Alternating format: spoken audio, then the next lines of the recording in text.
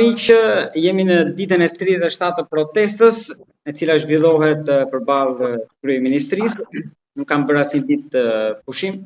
Grupi i qytetarëve që vazhdon rezistencën, por çfarë do ndodh këtë muaj, a do të vazhdojë me të njëjtin intensitet si qershori dhe çfarë pritet të ndodhë ndoshta deri në vjesht, nëse mund të bëjmë një parashikim për situatën politike, për gjithçka që pritet të ndodhë.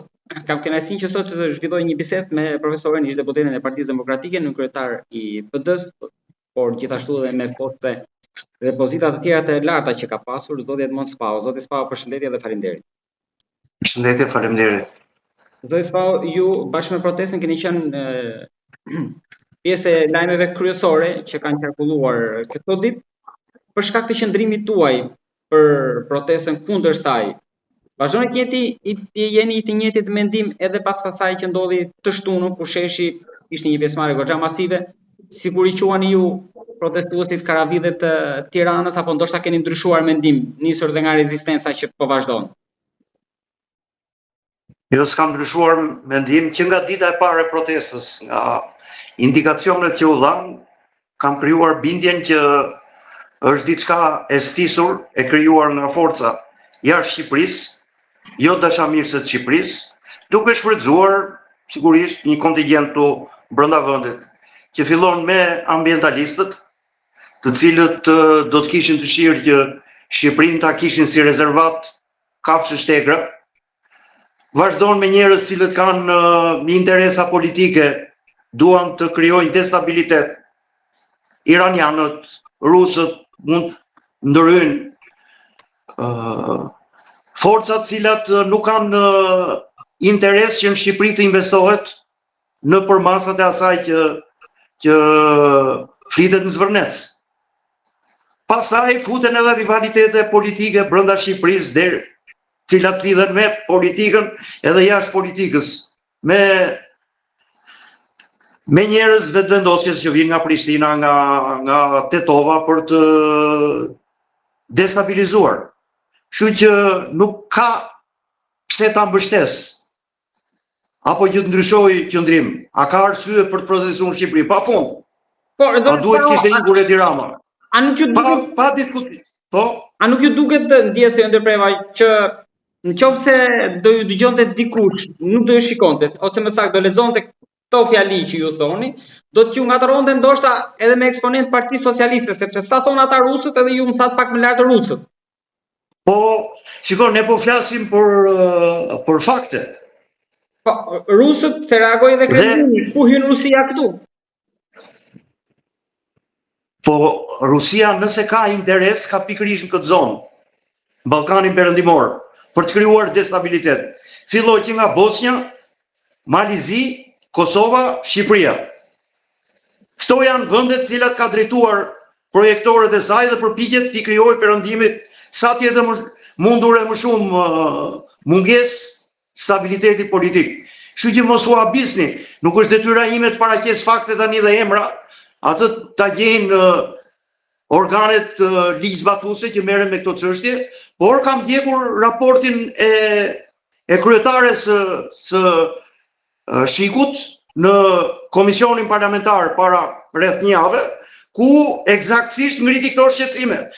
Kemi konstatuar rritje të aktivitetit të këtyre të agjensive të këtyre vendeve, sidomos në rrjetet sociale, për të paraqitur një realitet krejt tjetër nga ai që është në Shqipëri dhe për ta paraqitur protestën si një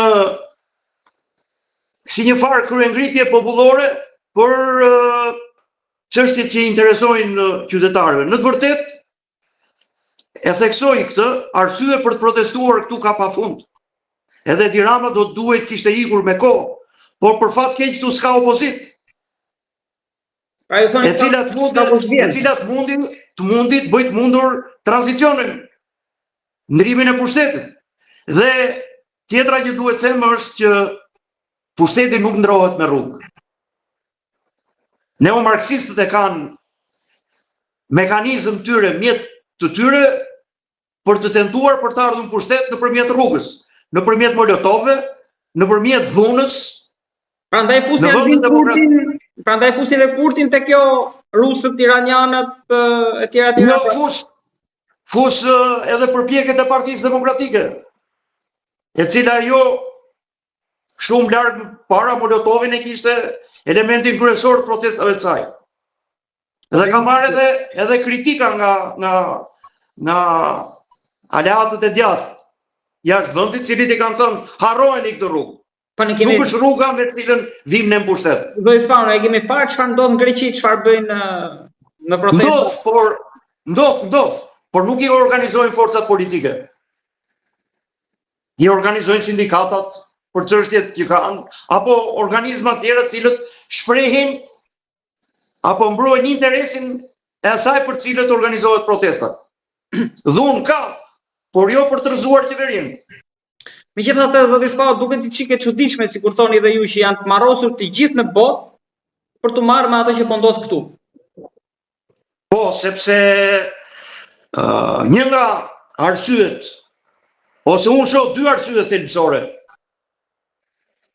Spari procesin e integrimit, cilin duan ta sabotojnë dhe vonojnë sa më shumë. Shqipëria është në një periudhë historike për sa i përket integrimit evropian.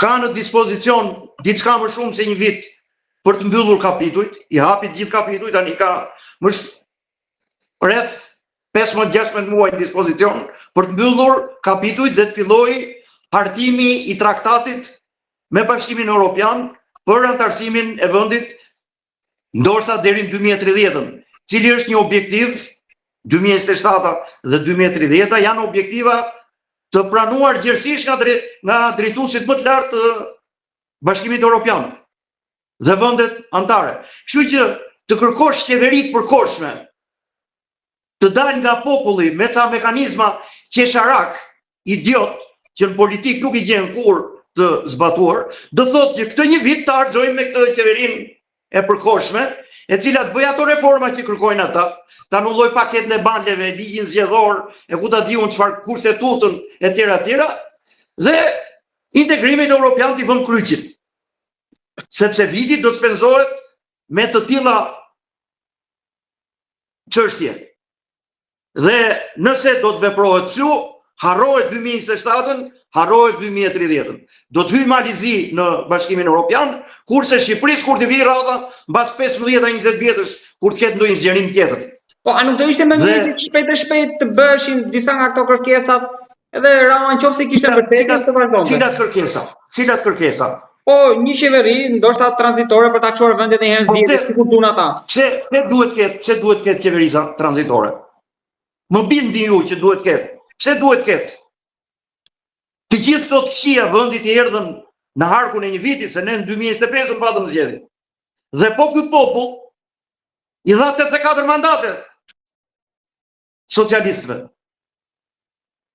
Sot lindën këto probleme, nuk kanë lindur sot. Këto kanë 13 vjet. Kështu që të thuash që ke qeveri që këtu ka, unë nuk e vëndyshim, ja unë thash disa herë, po të thuash që gjatë këtij viti precipituan në këtë formë këto probleme që duhet kemi një qeveri provizore, duhet të ndryshojmë kushtetutën, duhet të ndryshojmë ligjin zgjedhor, me këtë jam dakord. Aq më tepër që edhe kushtetuta nëse ka vend për t'u përmirësuar, edhe ligji zgjedhor, edhe reforma territoriale, janë agjendën politike. Dhe do të bëhen. Atëherë përse për paketën e maleve apo për zvërnecën? Këto janë vendime që i merr qeveria, i marrin ekspertët, nuk i merr popullin në rrugë. Dhe e dyta, objektivi është që investimi në zvërnecë sabotohet. Është një investim shumë i madh për Shqipërinë. Jashtëzakonisht i madh. Po, zoti Spano, ju jeni ekonomist, edhe njihni më mirë fushën tuaj. Ju duket në rregull ky model ekonomik, çfarë do të përfitojnë qytetarët nga investimi atje? Ky model zhvillimi e kam fjalën. Qytetarët do të përfitojnë atë që sjell çdo investim. Mua më duket paradoks i madh që të ngrihesh në protestë, të vinë emigrantët me kuqe me maç nga janë, të akuzojnë që e keni zbrasur Shqipërinë dhe të jenë kundër investimit. Po investimet hapi vende pune, që mos ikësh në emigracion. Si do ta luftosh ti largimin e shqiptarëve nga Shqipëria? Me vende pune në Shqipëri. Po pikërisht ky investim në përmasa të tilla do të hapi vende pune, që gjatë procesit ndërtimit. Po do qarkullojnë materiale pafund, nga do t'i marrin materialet për të ngritur atë resort. Shqipëri do i marrin. Dhe çështë do i marrin Shqipëri lëndë e parë.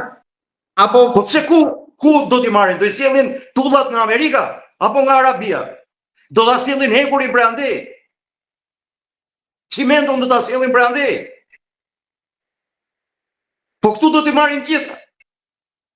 Ne jemi eksportues të një pjesë të mirë këtyre mallrave. Pra qarkullimi ekonomik do i hapi punë edhe sektorëve të tjerë. Këto janë përfitimet e Shqipërisë. Pastaj do të paguajnë taksat ata. Tatim fitimi,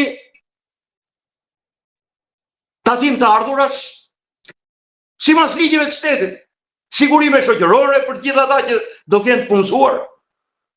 Por ka nga këto janë përfitimet në çdo vend të botës, këto janë përfitimet që vijnë nga investimi. Nuk mund të pyesësh e ta shtrosh çështjen kështu që a do kem unë mundësi atje që të shkoj të pushoj. Do shkoj të pushoj ai që ka para, sepse ai është resort luksoz. Nuk do jetë për të gjithë ne, as mos e diskutohet. Dhe çu ndodhet në gjithë botën. Po shko pusho në një resort luksoz në Sardenjë. Të gjithë italianët atje shkojnë pushojnë jo. Sipas të ardhurave, janë edhe vendet ku pushojnë. Unë nuk shkoj ndonjëherë në për rezorte luksoze të pushoj. As kam shkuar të jetën time, se ka që kam takatin ekonomik. Edhe çdo kush tjetër në po këtë mënyrë duhet ta shikoj. Dhe jo të ngrem mënyra arsyetimi që rrjedhin nga diktatura, nga format menduarit kur ishim diktaturë. Gjithçka duhet jetë për popullin. Është për popullin, por nëpërmjet rrugëve në të cilët përfiton ekonomia. Si duket pak e gjatë në Durrësin, portin e Durrësit kjo skem, se ka nga ata që thonë ekonomist në fushën tuaj, profesor. Që thonë është e njëjta skem si në portin e Durrësit. Po, unë nuk marr përsipër që të gjykoj secilin për investimeve. Këtu që ka korrupsion, as e vend diskutim njëri. Edhe në sektorin e investimeve, edhe në dhënien e statusit të investitorëve strategjik. As e vend dyshim. Unë po flas për investim konkret. Ku është një konsorcium investitorësh tuaj, cilit padrejtisht i kanë vënë emrin e Kushnerit. Meqense ai është dhëndri i presidentit Trump. Por ai do të jetë njëri nga investitorët atje. Prapa mund të jenë me dhjetra të tjerë, sepse ajo shumë parash që nevojitet atje nuk është kollaj që të ngrihet. Flitet për transparencë, duan transparencë. Transparenca bëhet në momentin e dur. Tani s'ka projekt. Tani ka një koncept zhvillimor, i cili përmbledh disa parametra kryesor, disa tregues kryesor. Dhe mbi këtë bazë jepet leja e zhvillimit.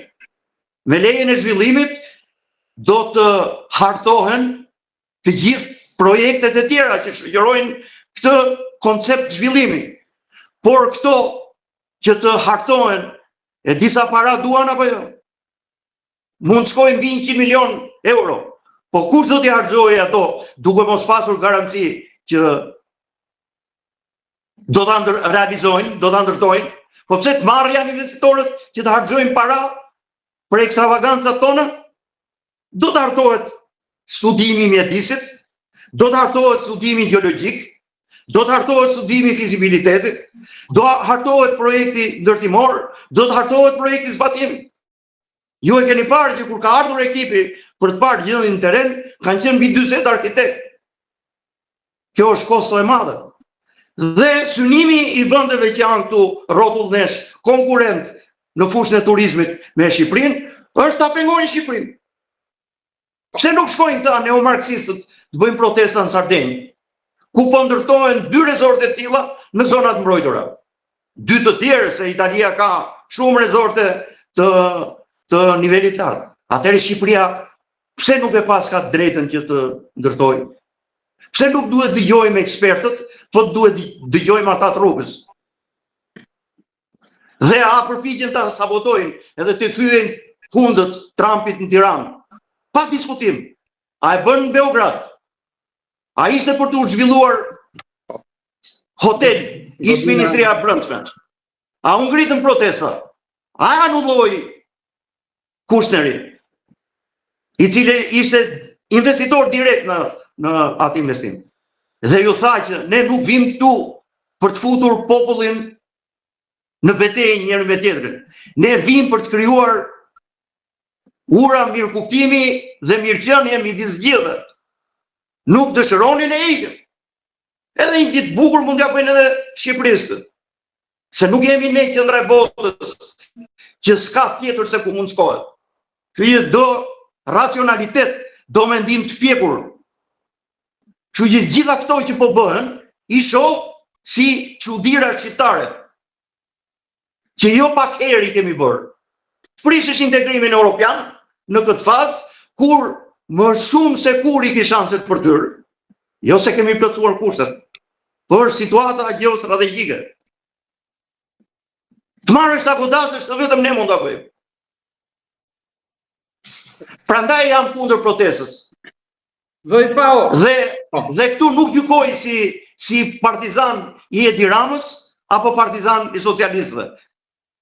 Gjykoj dhe diskutoj si partizan i të mirës vendit tim. Dhe sot jam shumë i ftohtë për të gjykuar, sepse nuk kam ngarkesën partijake. Nuk kam detyrimin. Më përpara mund ta keni pasur ngarkesën në Nuk kam detyrimin për të respektuar vendimin partijak. Në politik ka një rregull që nëse shumica brenda partisë merr një vendim, edhe pakica duhet ndjeki dhe të mbrojë atë qëndrim, atë vendim. Kështu që nëse do të kisha në kushtet kur isha aktiv në politik MPD, do të kisha rezerva, ato rezerva duhet i thosha brenda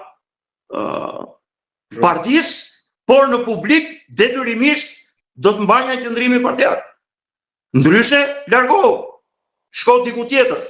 Zoti Spau, sa shikoni që mund zjas kjo protestë, apo ndoshta siç merri ju shembullin e asaj në Shtetet Bashkuara të Amerikës 81 ditë dhe nga kush për ta elaboruar më qartë do ta hanë qytetarët siç thoni ju një dackë të fortë nëse shkojnë në Lunë? Pas mos keni dyshim që nëse organizatorët e protestës do të përqendrohen tek dhuna, sepse protesta ka rënë, apo jo? Pjesëmarrja nuk është ajo e ditëve të para. Shtunën e pami pjesëmarrje që ishte masive. Shikon, mbas një muaji prap mund të organizosh një protestë tjetër, po aq masive, ndoshta edhe më masive. Por po them, intensiteti i protestës nga dita në ditë ka ardhur duke rënë. Sepse një pjesë e njerëzve po kuptojnë që kjo është një kaos pa kokë, pa organizatorë që dalin publikisht dhe të thonë jemi ne. Çfarë përfaqësojnë? Plus marrëzirave që thuhen, të ndërtojmë kuvendin, nuk e di se ja kanë dhënë. I popullit. Që të jetë paralel me kuvendin e Shqipërisë. Si do ndërtohet? Ata nuk bëjnë rendin kushtetues. Miq bazë do t'i marrë vendimet. Këto janë ëndra. Ose të ndërtojmë një qeveri provizore paralele me qeveri tjetër. Kush do ta miratojë qeverinë? Qeveria miratohet kuvend. Si do funksionon ka kjo qeveri në kushtet kur ne e kemi një qeveri? Si do funksionon ka ky kuvend në kushtet kur ne e kemi një kuvend që njihen ndërkombëtarisht?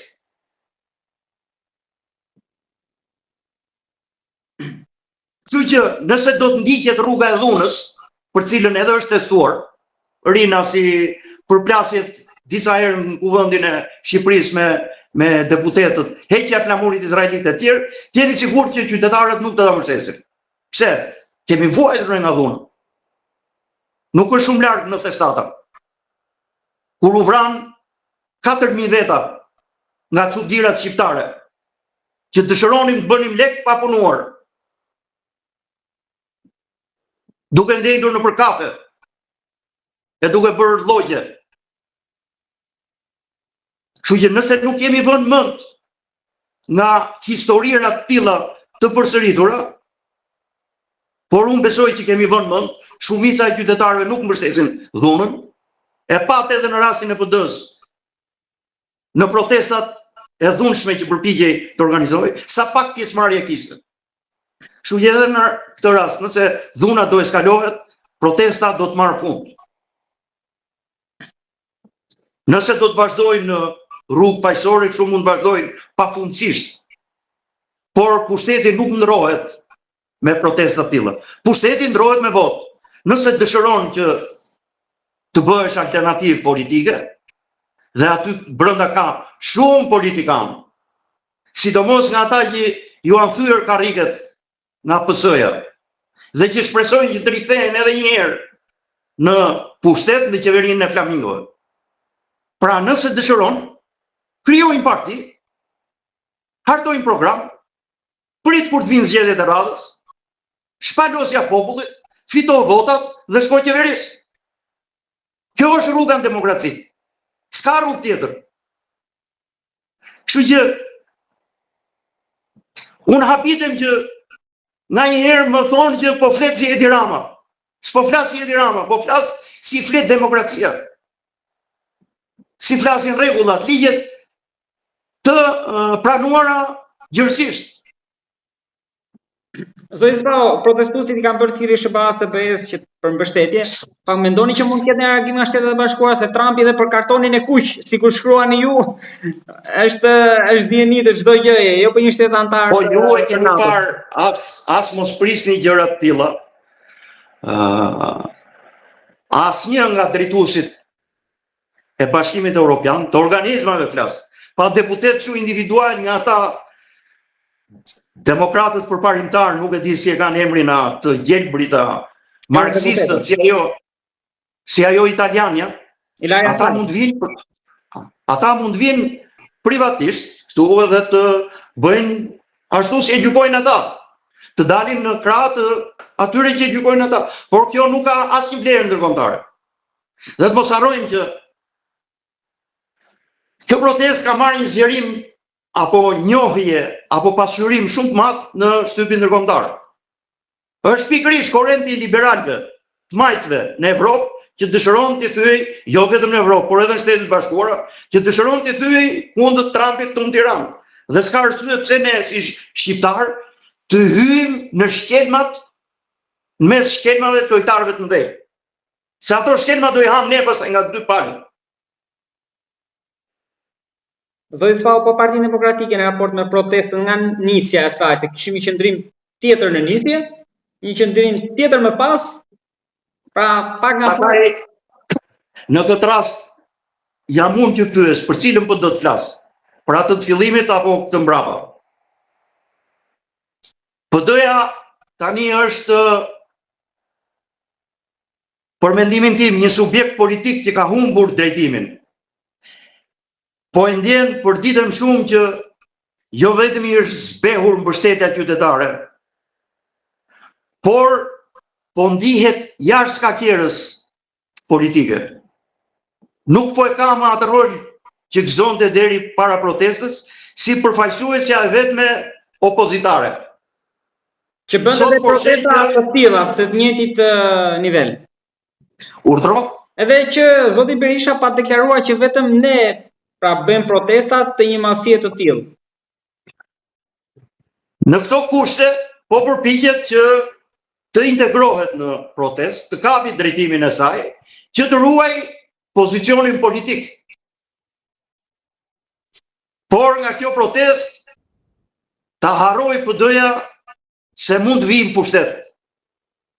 Jo nga kjo protestë, por kanë frikë edhe në zgjedhjet e ardhshme me mënyrën se si punon dhe vepron PD-ja, do t'jetë ende edhe për shumë vite larg pushtetit. Zoti Zbao, të lutem, kam dhe diçka, duke qenë si ju thatë, jemi pranë një momente historik, atij që është shpritur sigurisht nga gjithë, integrimin në Bashkimin Evropian. Edhe a jeni gati që ndoshta a keni energji dhe dëshirë për të kontribuar edhe ju për qenë pjesë për ta çuar sa më shpejt, sa më përpara këtë proces? Unë Apo e keni mbyllur nuk kam asnjë lloj objektivi tillë. Qëndrimet që i mbaj sepse kështu i ndjej, kështu i mendoj. Dhe ju thash sot nuk jam i detyruar të respektoj qëndrimin partijak. Unë flas ashtu si mendoj. Mund ta kem gabim. Unë nuk i imponohem njeriu. Nuk i them, më dëgjoni mua. Kush dëshiron, dëgjon, kush dëshiron, i lexon. Kush nuk i pëlqen, ndron faqen. Askujt nuk i imponohem. Nuk kërkoj të dalë në intervista që t'jap këto mendime. Përkundrazi më kërkojnë që do të thotë që ka një lloj racionaliteti në qëndrimin që mbaj unë. E përjetoj do vazhdoj ta bëj këtë, por nuk kam synime të tilla që të riintegrohem në atë fushë kur unë jam larguar tash. Pra, do i thoni që jo dhe një ofertë nëse ju vinte për këtë lloj racionaliteti? Po as mos keni dyshim, as mos keni dyshim. E kam theksuar këtë faktimisht. Pra qëndrimet e mia nuk nisen nga llogari të tilla personale, materiale, a ku ta di unë. Janë qëndrime që burojnë nga analiza e dikujt që ka një përvojë politike, jo të shkurtër, dhe që dëshiron ta shprehë mendimin e tij, kaq. Edhe të në diçka nga Partia Demokratike, keni kontakte si keni raportet me ishqorët e tuaj? Tërësisht të shkëputura. Asnjë lloj kontakti, asnjë lloj marrëdhënie dhe s'kam për të pasur. Për këtë zgjedhje që u bën fundit të strukturave përveç kryetarit? Zgjedhje e treja, avaz i vjetër. Këshill kombëtar dhe kryesi me njerëz besnik, me zgjedhje nepotike, me njerëz që nuk krijojnë probleme, pa kontribute politike, anonim në tërësi, po flas në tërësi ose për ata që konsiderohen si prurje të reja. Kështu që nuk shoh asnjë lloj drite në tunelin e gjatë në për cilin do të ecë Partia Demokratike edhe për shumë vite. Pa e mbyllim me pak shpresë atëherë. Falenderoj shumë për bisedën. Faleminderit juve.